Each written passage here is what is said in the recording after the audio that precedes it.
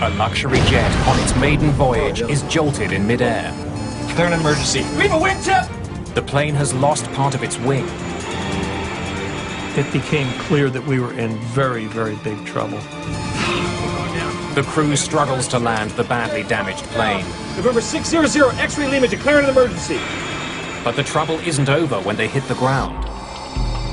The crew is detained and questioned by police. Somehow, this small plane has triggered the worst crisis in Brazilian aviation history.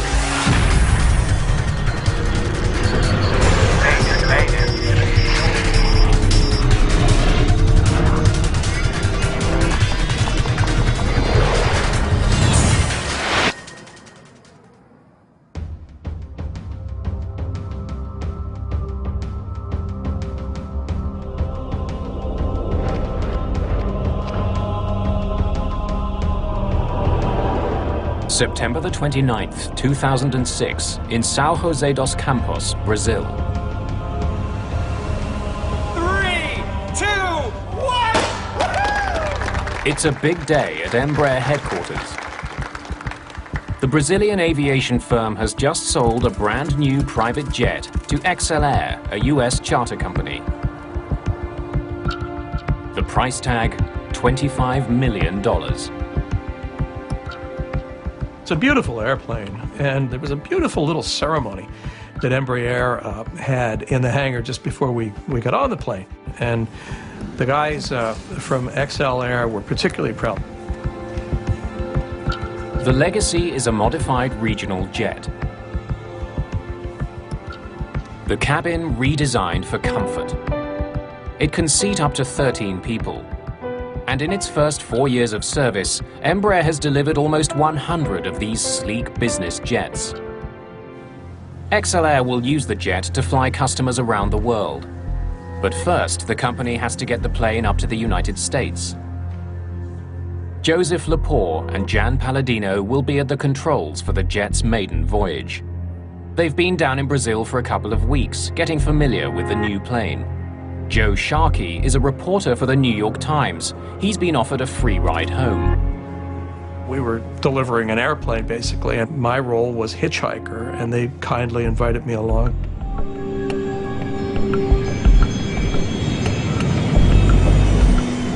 The Legacy jet is heading to Manaus in northern Brazil, a stopover on its way to New York. Half an hour after takeoff, the Legacy is flying over the heart of Brazil. The countryside stretches out below. The view out of the window is spectacular. I glanced out and I was amazed. Just to the horizon, nothing but treetops. And I just remember how pretty it seemed. At 10 minutes to 4 in the afternoon, the Legacy jet makes contact with controllers at the Brasilia Area Control Center, still nearly 100 kilometers away. Brasilia, November 600 X-ray Lima, flight level 370, good afternoon. CA Delta 229, raise altitude 3952, raise altitude 329. Coming in, raise altitude. Yes, roger. 75% of the country's air traffic is handled by the controllers in this room. The traffic volume is larger than in any other control center in the country. One of the many planes they'll be dealing with today is the Legacy jet. Every flight that's handled by Brasilia ACC appears on computer screens as a small circle moving in the direction of the plane. The computer also displays the plane's actual and planned altitudes. November 600 X-ray Lima. Stock ident. Roger. Palladino sends out a signal. Controllers use it to confirm that the data on their screen is coming from the plane they think it is. Radar surveillance.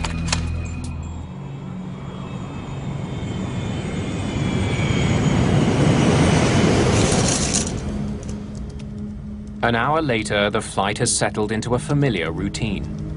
Mood sort of settled down, everybody was working, and it was just a very, very calm and peaceful time.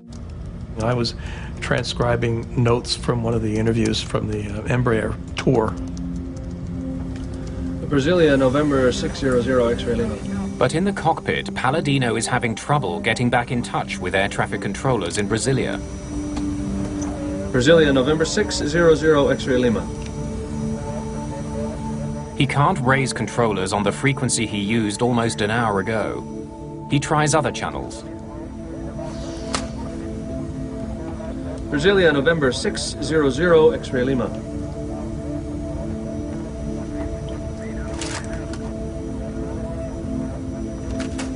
Brasilia, November 600 X-ray Lima.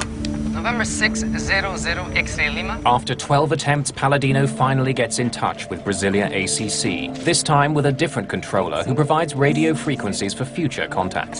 Contact 123.32. 26.5. I'm sorry, I didn't get the last two. Sorry, say frequency one more time for November 600 X-ray Lima. The Legacy loses radio contact again. Brasilia, November 600 X-ray Lima. As the pilots try to restore communication with Brasilia, the plane continues to power through the sky. It's just minutes before 5 o'clock.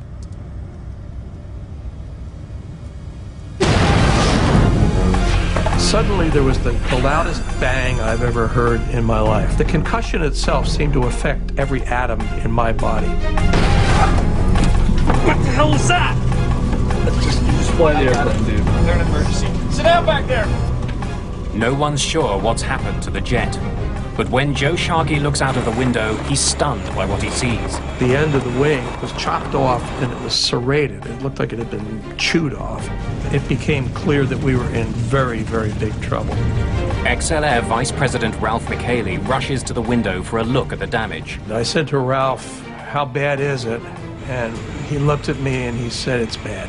With more experience flying this type of plane, co-pilot Palladino takes over control of the limping jet.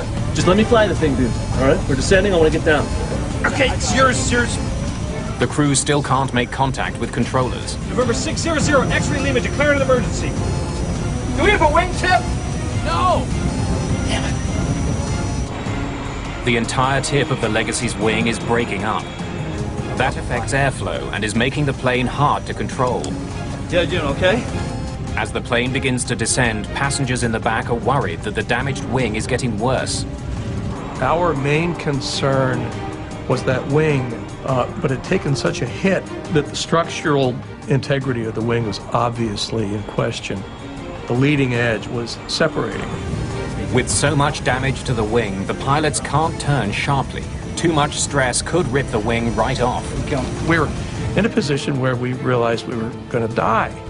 I thought of my wife, and I thought, well, okay, one thing I can do is I can write a note to my wife, which I did. I took out my reporter's notebook, and I wrote, a short note saying that I loved her and that, just saying what I could. The Amazon is a bad place to have to land a plane. It's a dense jungle for as far as the eye can see. There's nothing down there but trees. And I thought, where are they going to put this airplane down? Just hours into its maiden voyage, the badly damaged jet is going down.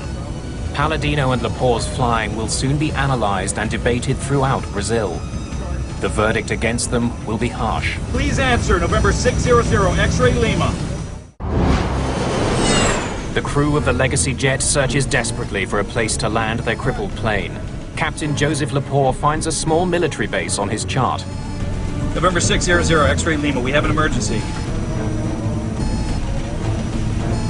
State your emergency. November 600 X-ray Lima, declare an emergency. We need to land at Sierra Bravo Charlie Charlie. Is that your airport? Affirmative. Finding an airport was a stroke of luck, but the crew's troubles are far from over. Now they have to get the damaged jet safely on the ground. Palladino and Lepore can't configure their plane for a routine landing.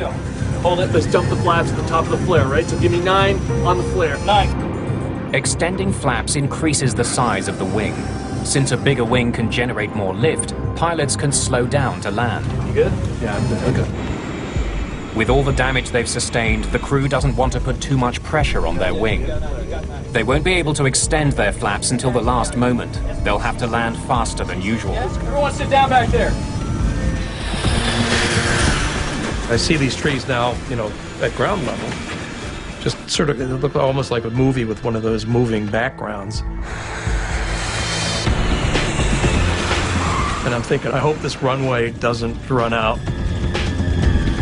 Got it. Palladino hits the brakes hard. Good. Good. You got it.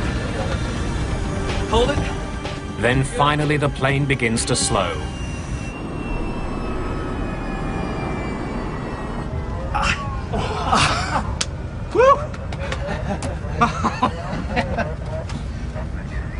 Good job. Oh, man. And then finally, we just did come to a halt. There's that beautiful silence that occurs when the engines are shut down and everything was just quiet again.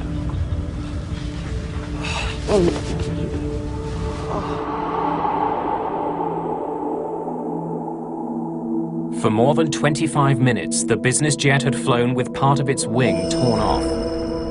There's also damage to the plane's tail. Somehow, high over the rainforest, something tore into the plane.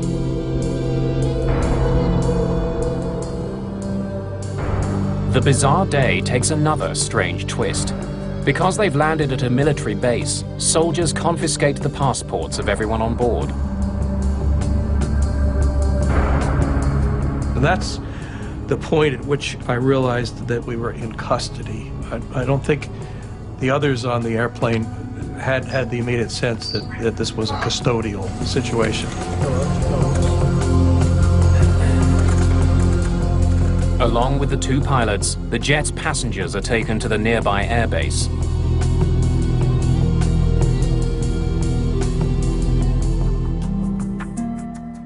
N600XL, range altitude 3200. The emergency on board the Legacy jet has thrown Brasilia ACC into turmoil.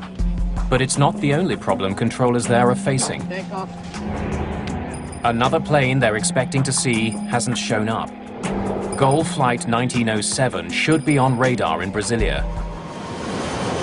The missing flight is a Boeing 737 with 154 people on board.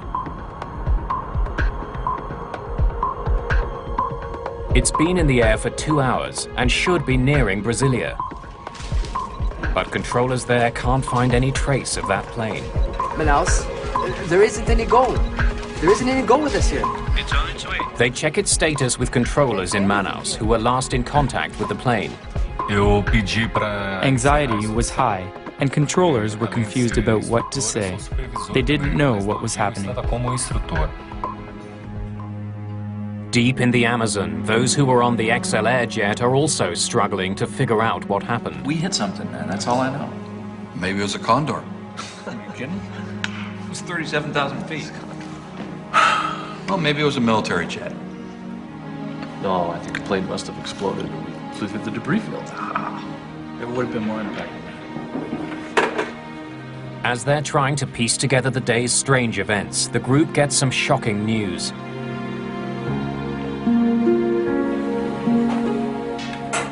A Goal flight has crashed.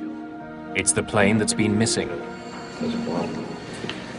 I just heard 737 went down in the Amazon right where we were.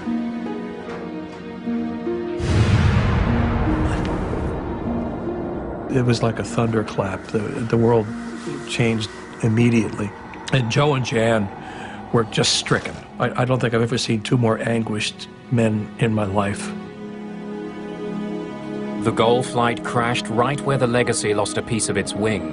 It can't be a coincidence.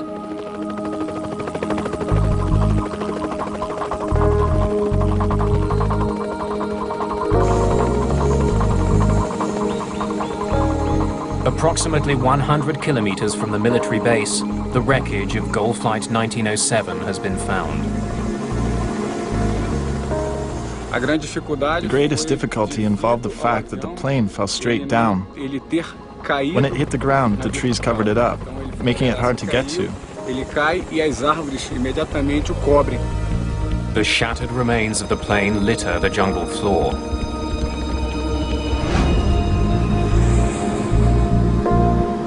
The news hits controllers in Brasilia extremely hard.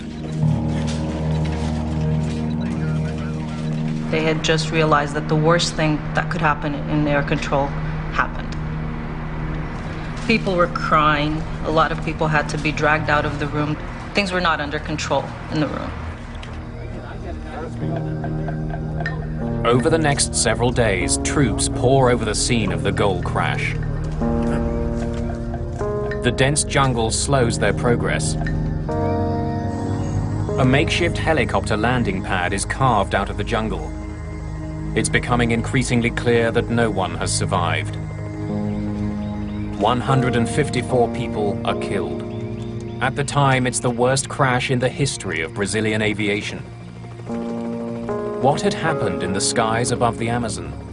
Investigators face a mammoth job.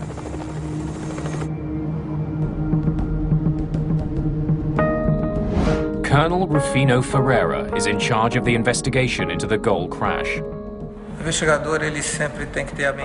investigator always has to keep an open mind. You can't start with any preconceived ideas. When we arrived at the location of the accident, the only thing we knew for sure was that we had found the plane that was missing. The wreckage of the Gol jet is spread over more than 2 kilometers. The widespread debris tells investigators that the plane ripped apart before crashing to the ground.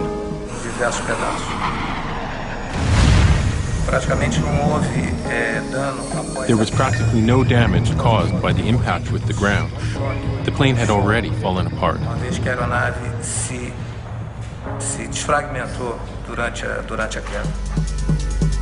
On October the 2nd, just 3 days after the crash, the plane's flight data recorder is found. Most of the cockpit voice recorder is also recovered, except for one critical part.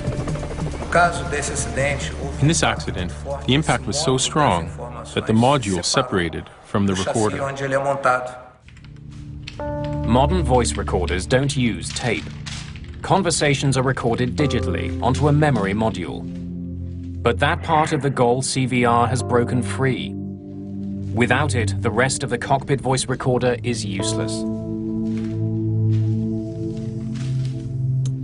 While the search for the module continues, Ferreira looks at the information from the 737's flight data recorder. He learns that the plane was flying at 37,000 feet. It was on course and flying level at its assigned altitude. Then, without warning, the plane pitched over and plummeted toward the ground. Whatever happened, it was sudden and catastrophic. The data recorder tells Ferreira that the plane spun 11 times before it hit the ground. Manaus, I can't see Gol. There isn't any Gol with us here. It's on its way. So it's already in my area? For over half an hour. Police investigators want to know what air traffic controllers can tell them about Gol Flight 1907's final minutes. There was no mayday. In fact, we never had contact with the Gol jet. Controllers say there was no warning that the jet was in trouble. It simply vanished. Colonel Ferreira studies air traffic control data from the day of the accident. There is no sign of the Gol flight. But the readings from the smaller Legacy jet capture his attention. It seems to be flying erratically. Instead of keeping to a single altitude, the radar shows it flying up and down dangerously.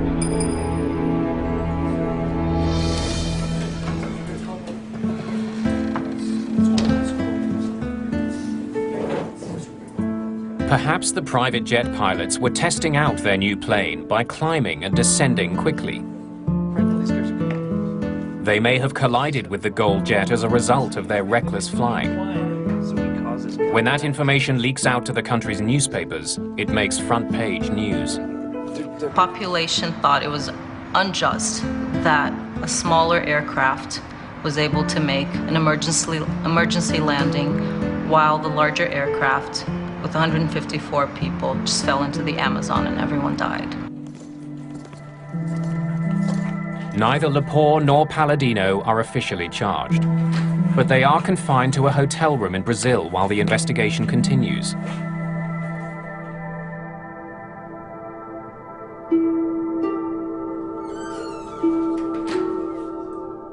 Ferreira interviews the two pilots about what they did and what they saw. Look, we were proceeding northwest on course to Manaus at 37,000 feet. Okay, we were attempting to contact Brazilian control. Were you changing altitude? No. I was on the plane. Had the plane been flying erratically or doing loop-de-loops or whatever it was, I think I would have had a pretty good story for the New York Times. Did you say you were flying at 37,000 feet? Yes, that's right. Flight level 370. We never moved from that.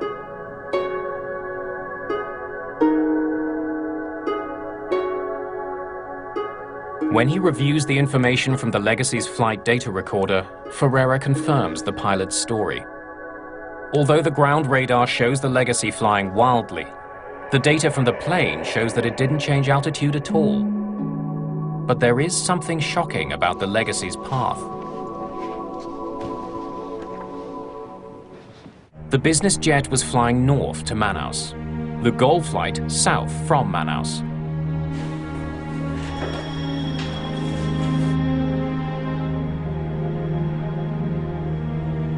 Ferreira can see that both planes were flying at the same altitude, 37,000 feet. He makes a horrifying discovery. For some reason, the two planes were on a collision course. Air traffic is typically routed along specific corridors through the sky, essentially highways in the air. But planes traveling in opposite directions are supposed to be separated by at least 1,000 feet. The airway system, for instance, between Brasilia and Manaus is very simple. It makes airplanes fly northbound, maintaining even levels, and airplanes flying southbound, maintaining odd levels. But somehow, the Legacy jet and the GOL 737 were traveling down the same aerial highway in opposite directions. For long minutes, they were heading straight for each other. It seems more and more likely that the two planes collided.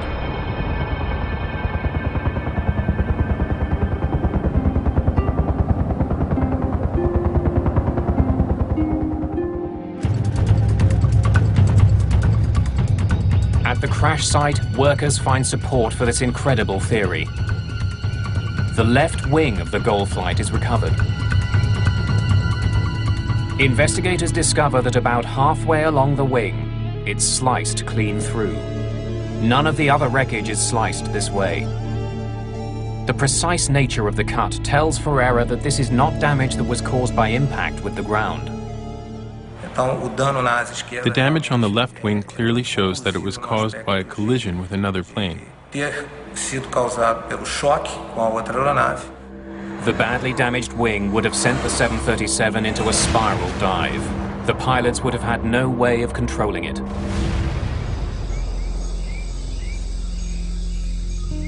The sudden spiral motion would have pulled the plane apart. It's the reason the wreckage is spread over such a wide area. Ferreira finds the most conclusive evidence of a collision on the Legacy's damaged wing.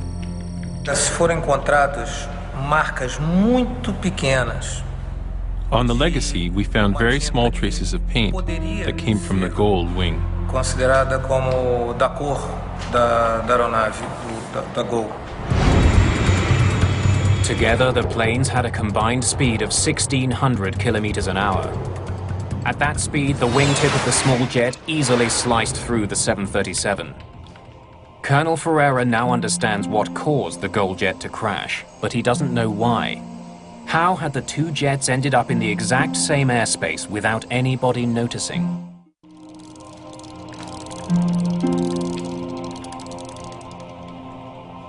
Investigators in Brazil now realize that they are dealing with something very unusual.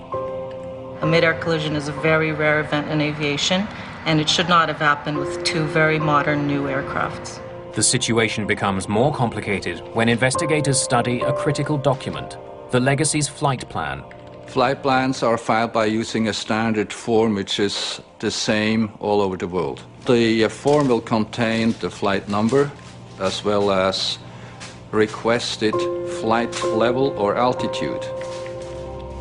According to this document, when it collided with the GOL flight, the executive jet wasn't expected to be at 37,000 feet. The Legacy's flight plan called for the jet to fly at 37,000 feet only until it reached Brasilia, then descend to 36,000. But the collision took place 850 kilometers northwest of Brasilia, well past the point where the Legacy was supposed to descend. So why hadn't the Legacy followed its flight plan? The flight plan calls for you to descend to 360 at Brasilia. Why didn't you? We weren't told to. Before we took off, we were cleared for 370 all the way to Manaus. That's what we did, sir. I don't know where you're getting the information from. Yeah, we followed the rules. We were not told to descend, and we did not descend.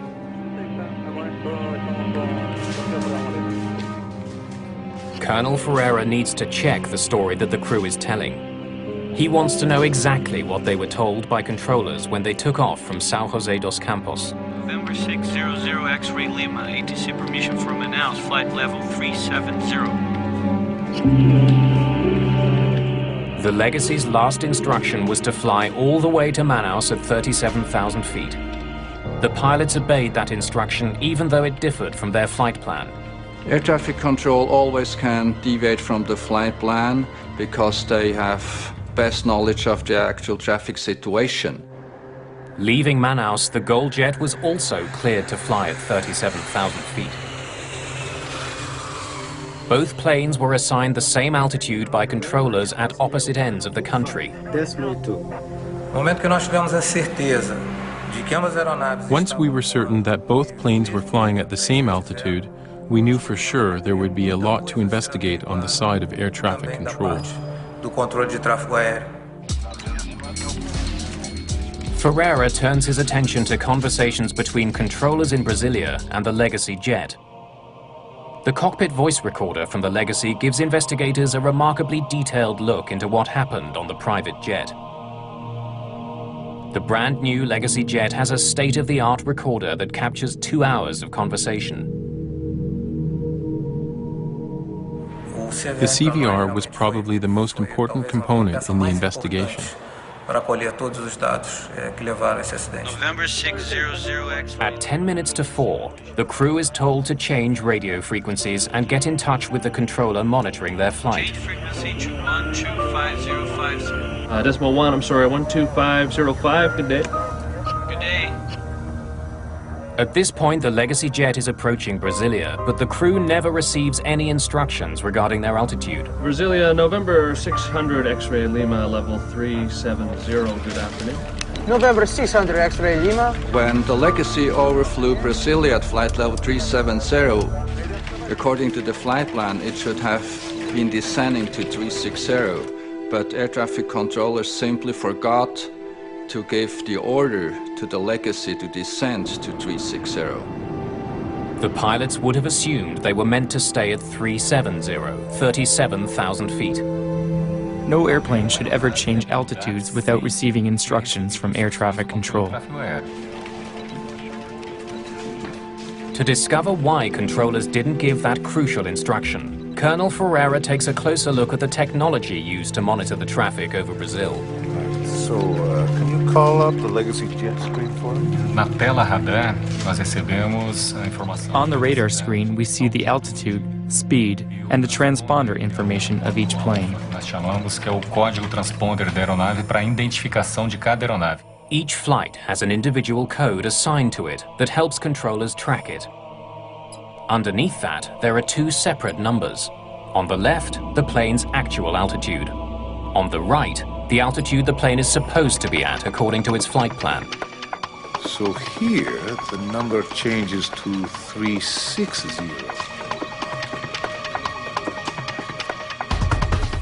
As the Legacy jet passed over Brasilia, the number on the right, the planned altitude, changed. The computerized system automatically updated it. According to the flight plan, at this point, the plane was supposed to descend to 36,000 feet, 360. To my knowledge, only Brazilian air traffic control system is using this kind of design. In other parts of the world, this update has to be done manually. The computer changed a single number. which led to a critical error. Without much experience with the computerized system, the controller mistook the new planned altitude for the plane's actual altitude. Só que o sistema mudou automaticamente, mudando o nível autorizado para... The system changed it automatically from the authorized altitude to the planned altitude, which made the controller believe the Legacy was flying at 360. Quando o outro controlador veio assumir o serviço, ele passou para ele o nível que estava no plano de voo 360. Police investigators talk with the controller who was on duty when the number changed on the screen. It was shortly after that I went on break. Lucivando relieved me. He tells police about a critical mistake on his part. You have 5 aircraft. The Legacy is at 360. Before leaving, he handed his flights off to another controller, telling him where he thought the Legacy was flying. I believe it was at 360, and that's what I told you. When the new controller took over, the one being relieved gave him the Legacy's altitude information according to the flight plan, 360. But the jet was actually flying 1,000 feet higher, right in the path of the goal flight. Colonel Ferreira studies transcripts of conversations on board the Legacy and finds that the crew was having their own difficulties during the flight. How much longer, guys? That's a good question, Ralph. The crew seems unfamiliar with some of the jet's advanced systems. Still working out the kinks on how to work this flight management system. Where's the one that gives us total time? My impression is that the pilots were trying to learn their aircraft systems during the flight. Investigators also uncover a breakdown in communications. Brasilia, November 600 X-ray Lima, flight level 370, good afternoon. November 600 X-ray Lima. After a brief conversation between the Legacy jet and Brasilia ACC, Colonel Ferreira notices something extremely unusual. For almost an hour, the Legacy pilots don't talk to anyone on the ground. Brasilia, November 600 X-ray Lima. Palladino did try to get hold of ground control, but he couldn't get through.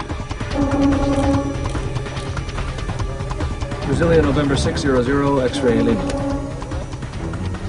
He then tried the backup frequencies listed on his navigation charts. Brasilia, November 600 X-ray Lima. November 600 X-ray Lima. His only contact, a single garbled message. 6 Smoke 5. Sorry, say frequency one more time for November 600 X-ray Lima.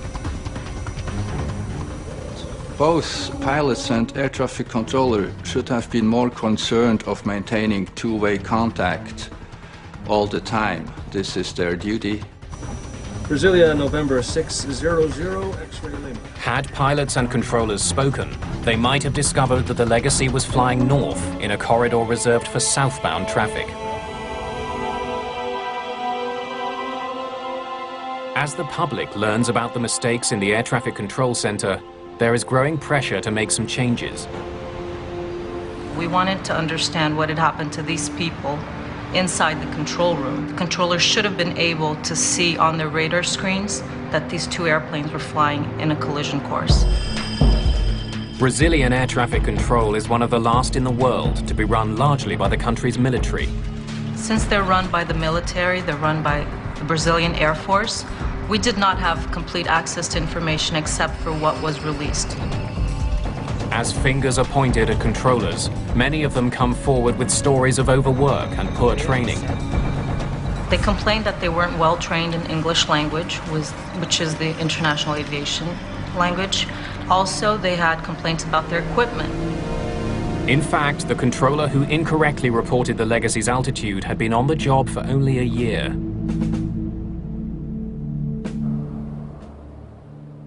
A valuable piece of the puzzle is still missing. Investigators still don't know what happened during the final minutes of the goal flight.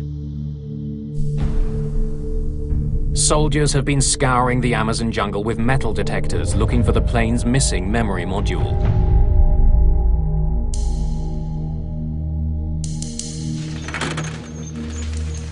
Almost a month after the crash, they find it.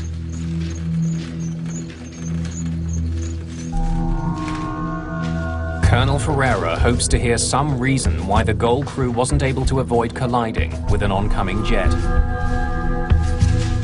Gol 1907. Contact Brasilia. ACC on 125.2. A good flight.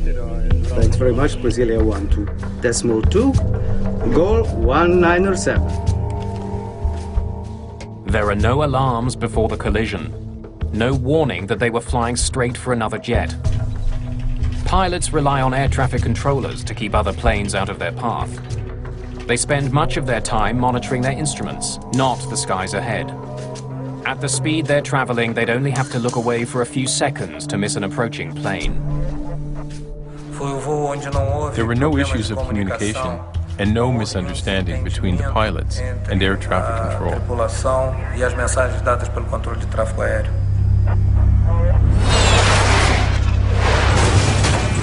Keep calm!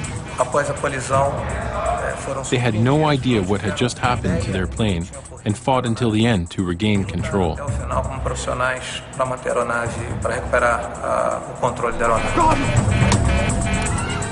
For less than a minute, the pilots struggle for control, but there's nothing they can do.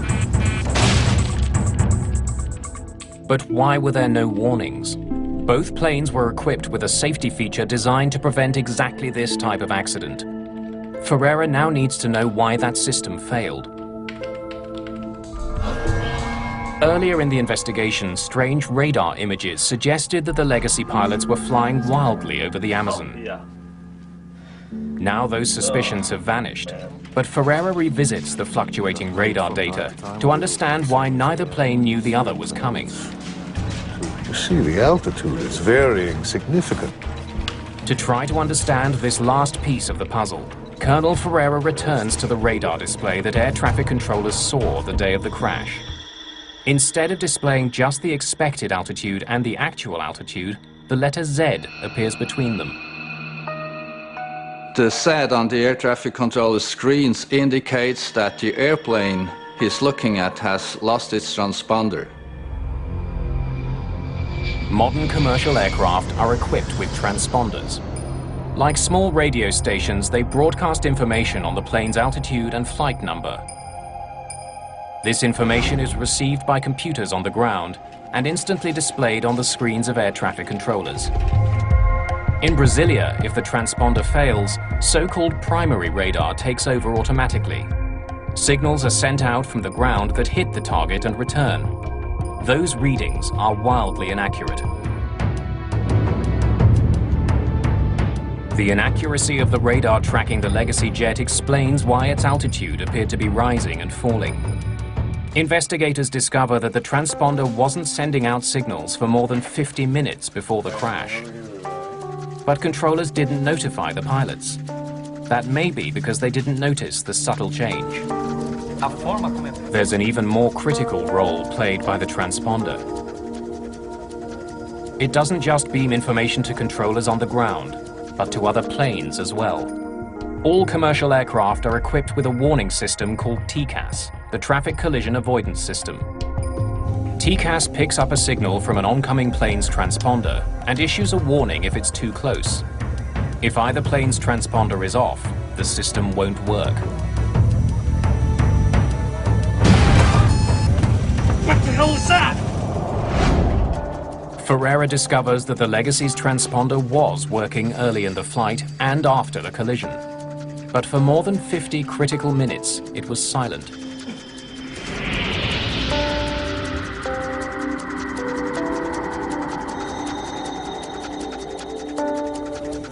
How had a state-of-the-art jet, just off the factory floor, developed problems with its transponder?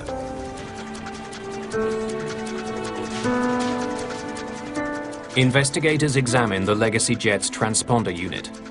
They discover that the system which controls it had a troubled history. It had been installed on a different plane, but removed because it wasn't working. It was repaired and then placed on the jet that was sold to XL Air. Investigators have the system tested. But even with its suspicious past, after the crash they can find no obvious problems with the plane's transponder.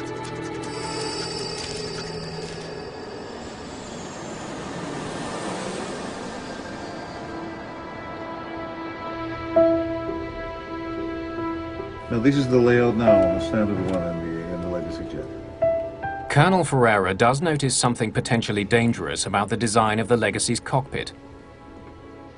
If a pilot uses the built-in footrest during flight, his toes can come in contact with the buttons on the transponder. Here, show me what it looks like in standby mode. And when the transponder does go into standby, it would be difficult for a pilot to notice. There's no alarm? A small yellow warning light is the only indication that the transponder isn't on. It was not easy for the pilots to detect that because it's not hooked up with the central warning and alert system. But the pilots of the Legacy jet do not remember using the plane's footrest. Still working out the kinks on how to work this flight management system. Time. Investigators suspect that one of the pilots may have turned the transponder off by mistake. The most probable scenario is that by accident, one of the pilots temporarily turned off the equipment as he tried to familiarize himself with the technology on board. However, the transponder went off. At a critical moment, the crew had no last-ditch safety system to warn them that they were flying right at a 737. Even though the TCAS system on the GOL plane was working, there was no signal from the approaching jet for it to receive. Closing in on each other at 1,600 kilometers an hour, the pilots never saw each other coming. Brazil's air traffic control system would undergo some radical changes as a result of the collision. But those changes would not come without a fight. The investigation into the crash of GOL Flight 1907 has uncovered dangerous problems with Brazil's air traffic control system. Brasilia, November 600 X-ray, Lima, level 370, good afternoon. Two planes were assigned to fly at the same altitude in the same airspace. Radar surveillance. Overworked and inexperienced controllers in Brasilia neglected to instruct the Legacy jet to descend to 36,000 feet. You have 5 aircraft. The Legacy is at 367. Then they mistook the Legacy's planned altitude for its actual altitude. To make matters worse, the Legacy pilots, unfamiliar with Brazilian airspace, were unable to make contact with controllers on the ground.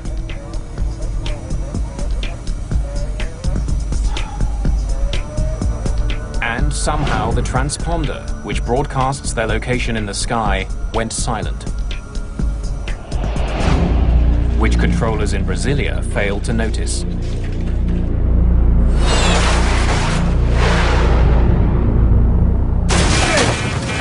Keep going!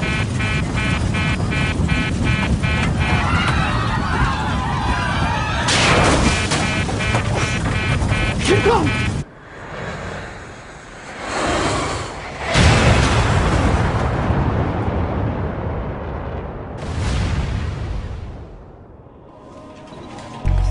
A multi-billion-dollar ATC system designed to keep planes apart had failed to detect two planes on a collision course. Uma série de erros, de falhas humanas ocorreram e onde as defesas. One by one, a series of human errors occurred, and all of the defense systems that exist to avoid these errors were defeated. Esses erros foram sendo uma a uma vencidas. A month after the crash of the GOL passenger plane, controllers begin a work to rule campaign. They want to draw attention to problems with the system. Once they did start working to the rules and not stretching them anymore, this triggered what we called the aviation crisis in Brazil. At a certain point, maybe 40% of flights in all of Brazil had over an hour delays. Following the crash and the work slowdown, changes start being made. There has been a lot of changes in Brazilian aviation after the accident, specifically with regards to air traffic control. The Air Force had to admit that they had a shortage of controllers. and also there's a higher degree of accountability. In the United States, the Federal Aviation Administration issues 2 recommendations as a result of the tragedy. Pilots flying legacy jets are warned of the possibility that putting their feet up in the cockpit could accidentally turn off the transponder. And manufacturers are told that an alarm should sound if the TCAS system shuts off. The controllers who were involved in the crash are charged with varying degrees of manslaughter. But those criminal charges worry people who were closely involved with the disaster. Trabalhar uma investigação com fins de prevenção, quando existe uma... An investigation like ours, which focuses on prevention, suffers huge setbacks when there is pressure to lay charges. muito grande por ter sido o maior acidente. By blaming people, we might be creating a culture where people will not come forth and be honest about failures and mistakes. And when we try to hide that, things get swept under the carpet, and soon enough they'll come out again. Nenhum controlador sai de casa. No controller leaves his home in the morning thinking he's going to crash a plane. And so the criminalization only interferes with investigations that can prevent further accidents. Evitar novos acidentes. More than 2 months after the crash, the crew of the legacy jet is finally allowed to return to the United States. Joe and Jan barely got out of the country. There was an attempt to hold them under what I thought was a cobbled together initial criminal charge of, quote, failing to ensure the safety of Brazilian skies. While we are all grateful for the safe return of Joe and Jan and everyone aboard the Legacy, we are all saddened by this tragedy which took many innocent lives. More than a year after the accident, the legacy jet that survived a mid-air collision was still at the airfield in the Amazon. Its maiden voyage cut short by a tragic series of technological and human errors.